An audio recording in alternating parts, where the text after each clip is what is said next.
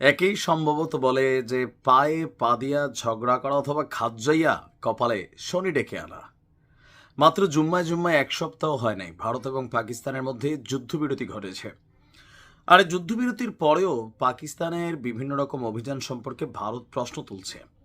প্রথম ধাপের যুদ্ধে আমরা যদি দেখি সমীকরণ, সেখানে পাকিস্তানের তুলনায় ভারতের ক্ষয়ক্ষতির পরিমাণটা ছিল বেশি, সামরিক বেসামরিক অর্থনৈতিক, কারণ ভারত বড় দেশ। আমরা আন্তর্জাতিক গণমাধ্যম বা মার্কিন যুক্তরাষ্ট্রকে যদি কোট করে বলি, তাহলে এই যুদ্ধবিরতির পেছনে একটা প্রধান বিষয় ছিল আমেরিকার কাছে একটি স্পর্শকাতর তথ্য ছিল যে পাকিস্তান একটা বিপজ্জনক স্টেপ নিতে যাচ্ছে।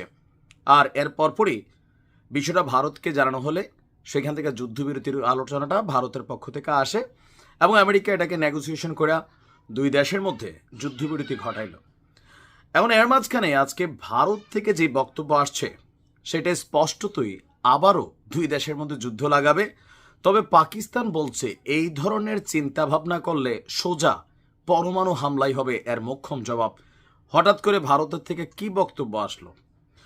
দর্শক, আমরা জানি যে কাশ্মীর 1947 সাল থেকে দুইটা ডিভাইডেশনে আছে। একটা হচ্ছে জম্মু কাশ্মীর, যেটা ভারতের কাছে, আর আজাদ কাশ্মীর, এটা পাকিস্তানের কাছে।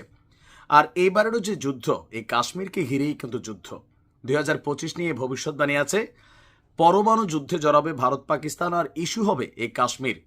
যুদ্ধের প্রাথমিক ট্রেলার দেখে আমরা যখন ভাবছি যুদ্ধটা শেষ, তখন ভারত আবারও যে উস্কানিমূলক কথাবার্তা বলছে, এতে 100% শিওর যে পরমাণু যুদ্ধ তারা লাগাইতে চাচ্ছে। কি এমন বক্তব্য দিয়া বসলো? যুদ্ধের এই উত্তেজনাকর পরিস্থিতির মধ্যেই পুরো কাশ্মীরকে ভারত নিজেদের ভূখণ্ড হিসাবে দাবি করেছে। পাকিস্তান নাকি কাশ্মীরকে অবৈধভাবে দখল করে রেখেছে এবং তাদেরকে এটি ছেড়ে দিতে হবে, এবং এ ব্যাপারে ভারতের অবস্থান অনড়, কোনো পরিবর্তন হবে না। প্রেস ব্রিফিংয়ে এমন কথা বলেছেন ভারতের পররাষ্ট্র মন্ত্রণালয়ের মুখপাত্র আপনার রণধীর জয়সওয়াল। আর বিষয়টা বোঝেন যে এই যে ব্যক্তি বক্তব্য দিয়েছেন, এটা তো তার মন গড়া কোনো বক্তব্য না। এটা রাষ্ট্রীয় সিদ্ধান্তগুলোকে এই পররাষ্ট্র দপ্তরে যিনি থাকেন মুখপাত্র, তিনি জনগণের সামনে বা আন্তর্জাতিকভাবে মিডিয়ার সামনে নিয়ে আসেন। সেইখানে যখন তিনি বলছেন যে পুরো কাশ্মীর ভারতের, পাকিস্তান অবৈধ দখল করে রাখছে, ভারত এটাকে ছাড়বে না, এমন একটা ফেরত নিয়ে আসবে, তখন স্বাভাবিকভাবে এই কথাটার ওজন অনেক বেশি হয়। এমনকি বলছে কাশ্মীর ইস্যুর সমাধান ভারত ও পাকিস্তানের মধ্যেই করতে হবে, অন্য কোনো দেশের মধ্যস্থতায় নয়াদিল্লি রাজি নয়। এই কথাটার প্রেক্ষাপট হচ্ছে যুক্তরাষ্ট্রের প্রেসিডেন্ট ডোনাল্ড ট্রাম্প দুই দেশের মধ্যে যুদ্ধবিরতি ঘটানোর ঠিক একদিন পরে তিনি তার যে নিজস্ব কি বলা যে মিডিয়া প্ল্যাটফর্ম আছে, ট্রুথ সম্ভবত, সেখানে তিনি একটা বক্তব্য দিয়েছিলেন যে কাশ্মীর ইস্যুর সমাধান করতে চায় আপনার আমেরিকা।